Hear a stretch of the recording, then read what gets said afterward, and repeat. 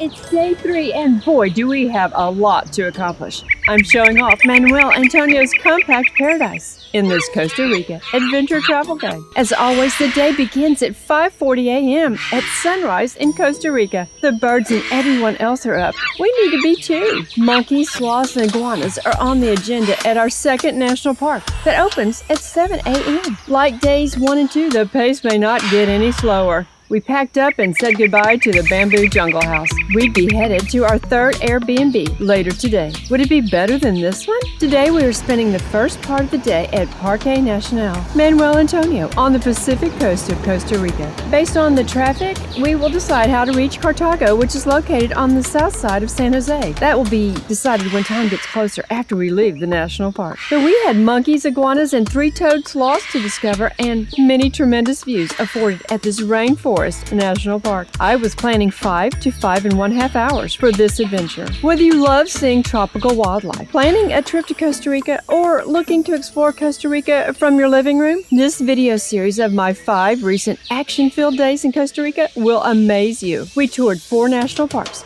took 3 private guided tours, and ate some of the greatest meals, and certainly had a wide variety of Airbnbs. I'm loving showing you our adventure. Travel in Central America with me. Wait till you hear about the 16-hour layover in El Salvador, where we stayed at La Playa on the Pacific Ocean. Here's this video's socio-cultural tip. Everywhere you go and everyone you meet in Costa Rica will at some point say Pura Vida, which translates to pure life. Pura Vida is the country's most unique and popular phrase, and one of the most important phrases, which is used as positive response in all types of situations. One thing to know about the Ticos, as Costa Ricans are commonly known, is their free spirit and love for life. Established in 1972, Manuel Antonio National Park is one of Costa Rica's jewels. Not only does an amazing amount of flora and fauna await you, but one of the most beautiful beaches in the world. Now, Manuel Antonio just might be the busiest of all the national parks, and because of that, you must purchase tickets online prior to your visit, and you will have to choose an entry time. Travel tip, we chose 7 a.m. for 2 reasons. Beat the crowd, and we had to get to Cartago this afternoon, which was going to take up to 4 hours depending on which route we chose, and as always in Costa Rica, traffic. As I mentioned in an earlier video, traffic in Costa Rica can be a big issue that could happen at any time of day or night. Keep posted on your phone map app. Be ready to pick alternative routes. On the next 2 days, we looked like a scene from Starsky and Hutch when encountering traffic around San Jose and taking alternative routes. Adult tickets for Manuel Antonio are $16 each for international guests. We had to show our confirmation reservation at the gate, which had an entry window of 7 to 7:40 a.m., and we also had to show our passports. I forgot to mention, you will need to enter your passport number when purchasing the tickets online. You will also go through bag screening, as the do's and don'ts of this particular park are a lot. Know before you go. The lines are already long. I forgot to mention, we did grab lattes at Cafe Milagro between the bamboo jungle house and parking to enter the park. This place was awesome, and I'd wish we'd had time to eat there. Maybe another time. I have to say, it looks weird to have a receipt for $9,605 for 3 coffees. Also, one other point of mention, there is no official parking for the park. You will need to decide what to do. There is a large parking lot about a block away near the entrance, and I found that they charge between $6 and $7. Paul had purchased a $30 self-guided tour offered on the park's website, which included his park entrance, a parking suggestion, and a supposed map tour that could be downloaded. Well, they had sent him an address to a Los Almendros hotel to park the car. All that he needed to do was spend $5 at the hotel restaurant to cover the parking fee. No worries. It was 7:25 a.m. as we finally entered the park trails. I recently did a video on how the National Park Service has established a different fee structure for international guests. There is no reason for visitors to the U.S. to get offended. This is common practice in many countries. We hiked every trail, took every stair step. No, we didn't miss a one, and some of them we even had to take back, up, and down. We saw every viewpoint, went up the observation tower, walked the beaches, all the while feeling the park begin to become overcrowded. I found out that the guided tours were 2 hours long, and at the pace or lack thereof I saw them moving, I don't think this would have ever been a good choice for us. The lowest fees I saw were $60 to $70 per person, depending on the season. Again, I'm sure they are rewarding, just not an option for us.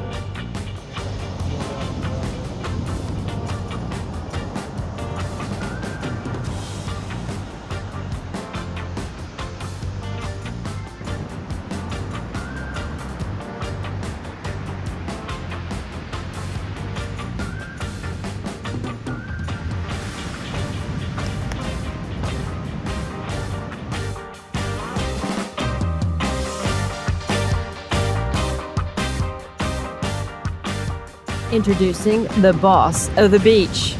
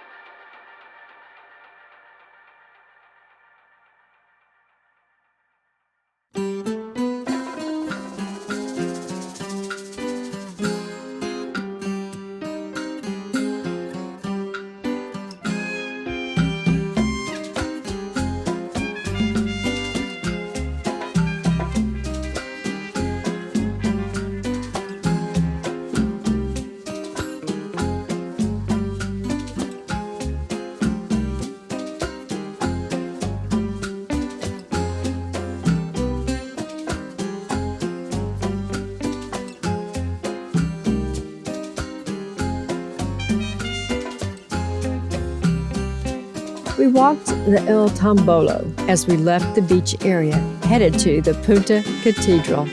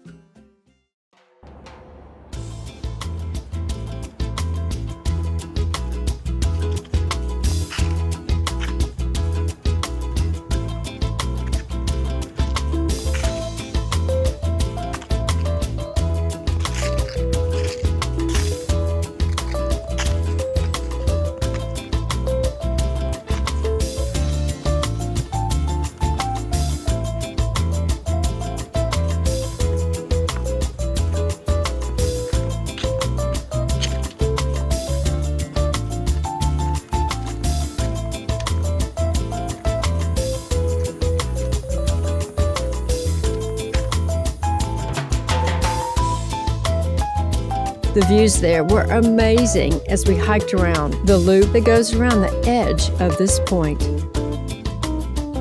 Although this is the country's smallest national park, the stunning beauty and diversity of wildlife in its 683 hectares is unmatched.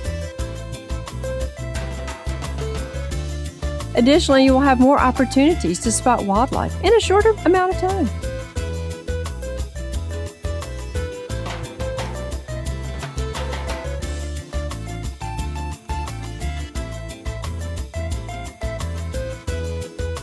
As you curve back around, you'll hit Manuel Antonio Beach. It was secluded and beautiful.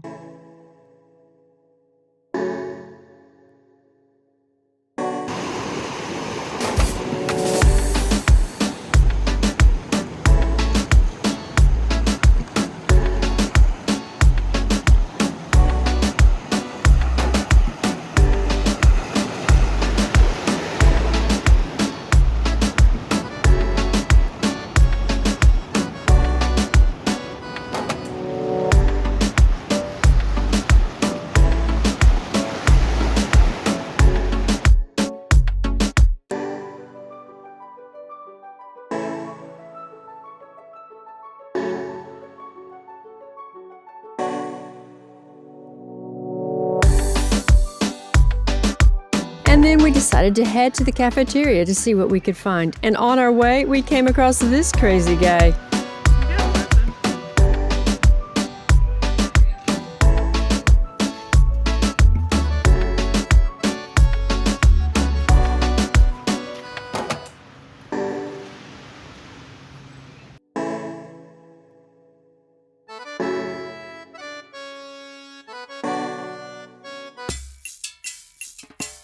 I think this guy really likes his picture being taken. He is such a character.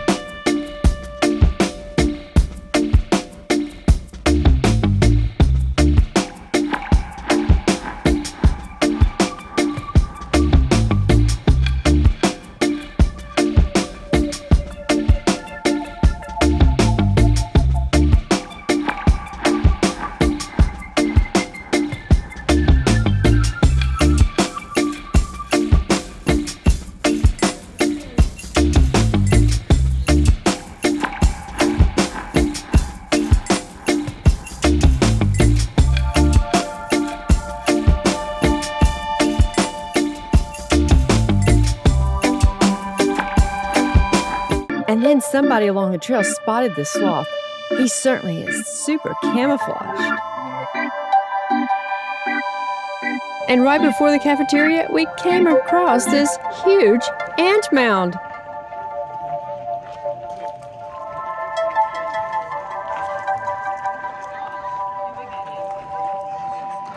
We did have lunch at the caged cafeteria and gift shop. This eating area was super crowded because guests are not allowed to bring food into the park. Most people eat in this caged cafeteria. This policy is understandable, both from a trash aspect and protecting the wildlife. The monkeys that live in the park scour bags looking for what they can chomp on. They stole a girl's cell phone out of her backpack. As we were following this crazy monkey, the sandwiches we ordered were awful and the smoothies were only satisfactory. This would be our worst meal of the entire trip, and again, if this was the worst thing food-wise, we have no complaints. Oh yeah, while we were in one line to pick up our food order, Paul went over to the other area where customers pick up smoothie orders. He ran into Aaron from the Jungle Night Tour last night. See the previous video for more on my prince.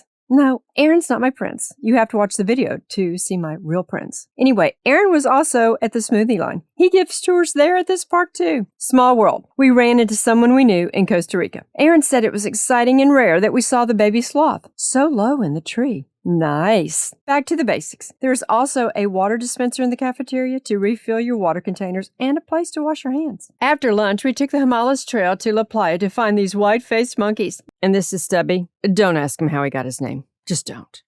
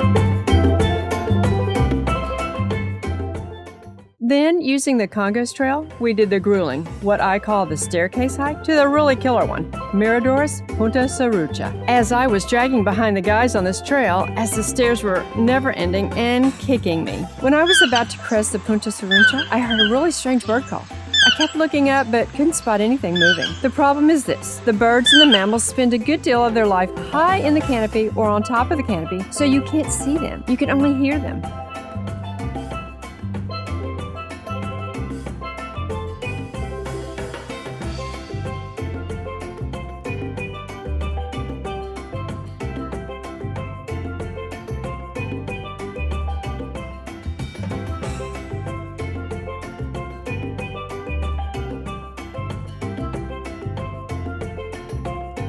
On our trek back down the trail, we saw a hiker, and he said he had just spotted a toucan. That was the bird call I'd heard earlier. Paul captured this picture, and almost immediately the toucan flew away. I guess this was better than nothing. We had made it to every part of the park in 5 hours. Wow, 30 minutes to get to the gate, grab a souvenir, buy the $5 worth of stuff for the parking, and get on the road to Cartago.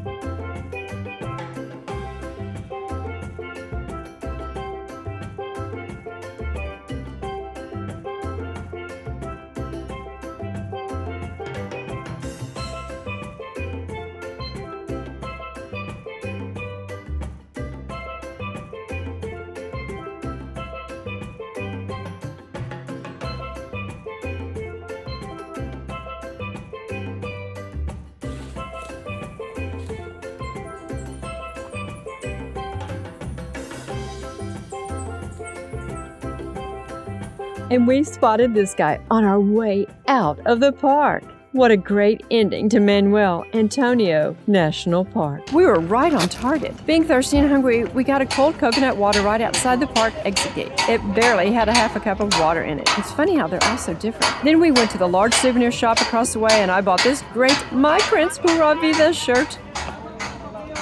To pay for our parking, we bought a large Pellegrino and 2 Frescas for the road. Paul had bought a bag of amazing Tortrix lime Fritos at Polly earlier. Here's a travel tip. Polly's are the grocery stores, and where tourists will find all the American-type things and Costa Rica kind of things that are essential for those, snacks in between meals. You should be able to find a Polly in most towns. Now, I need to admit, we all 3 made a boo-boo over the course of this trip. Steve realized he'd left the charger cable for our P900 at the first Airbnb, or that was his best guess, as we couldn't find it anywhere. Fortunately, there was a computer store in Capos where he got one in 10 minutes for 6,400 colones. You do the math and tell me in the comments how much the cable cost us that we got at Audiobox, Costa Rica. I'm going to slide in another travel tip, which is helpful and great. Outlets in Costa Rica, the power plugs, the things that you plug things into the wall, are 110 volt, which is standard US 2-prong plugs. This was helpful. After looking at the options for getting to our Airbnb in Cartago, we saw traffic going back through San Jose. There was another option that was slightly shorter, but we had eyed taking the back road through San Isidro months ago when planning our itinerary. This route seemed like the most fun, and it would take us on a new road to see new things. We were down for that. We passed acres and acres of palm trees. I should have researched the palm oil industry beforehand, but I didn't. This roadway was certainly a perfect choice. Although mountainous, the pavement was excellent. Most of the roads in Costa Rica are superior to much of the roads in the United States. I hate to admit that. I want to interrupt to give you another important travel tip. Okay, a bunch of these right in a row. Don't be intimidated by renting a car. Driving a car in Costa Rica gives you the freedom to navigate the beautiful landscape at your leisure. Also, check with your cell phone carrier because we have AT&T. Our phone package comes with free international service in 20 Latin countries. As soon as we stepped out of the airport in both San Jose, Costa Rica, and San Salvador, El Salvador, we received a text from AT&T saying that we were all set. Enjoy unlimited talk, text, and high-speed data at no additional cost. Nice. It used to cost around $16 a day. Now it's in our package. That was a terrific change to our plan. We pulled off a couple times to take in the grand views. As we drew closer to Cartago, fog overtook us, diminishing the views. When we were reaching the intersection to turn to get to our next Airbnb, I spotted a restaurant that looked really inviting. We were needing a special place for today because today was a special day. We found our Airbnb. It was very nice, much more apartment style, and we would be parking behind a gate again. Remember that watermelon? Well, it's still on ice in the floorboard, but for tonight it was going to be in the fridge. We rested a bit and went to celebrate Paul's birthday at El Novio Alegre Cartago, an Argentinian cuisine restaurant. Our meals were truly exceptional. The presentation was beautiful. The server was terrific. The server sang and Paul got a free birthday dessert. We purchased 2 other desserts. I want to insert here, all of these gorgeous meals in Costa Rica were about half the price that you would pay at a fine restaurant in the United States. The value is incredible and the quality of food and service is second to none. The Airbnb had an air conditioner and a suicide shower head. We were all set.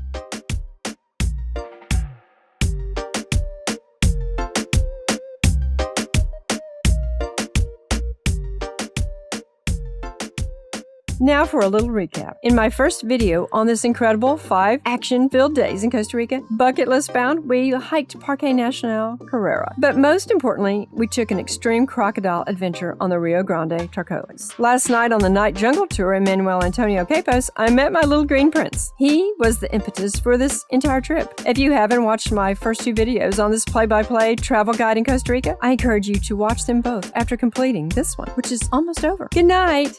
Sleep tight, tired feet, and aching knees in a comfy bed in Cartago on an Unclassic road trip in Costa Rica. I will reveal my boo-boo in the next video. I'd appreciate if you would subscribe and for sure leave me a comment on these videos. It really helps my channel. Tomorrow's adventure is going to be different. Wait until you see our next Airbnb. We will be going to Irizu Volcano. Will we see the crater filled with water? And will we see the Pacific and the Caribbean? Probably not, but we will eat that watermelon. You'll want to see this volcano adventure and the rest of our day in the next video and our secluded dinner. You won't want to miss that upcoming video, so be sure to hit the notification bell. And wait till you see our next Airbnb. And we take our own night walk jungle tour.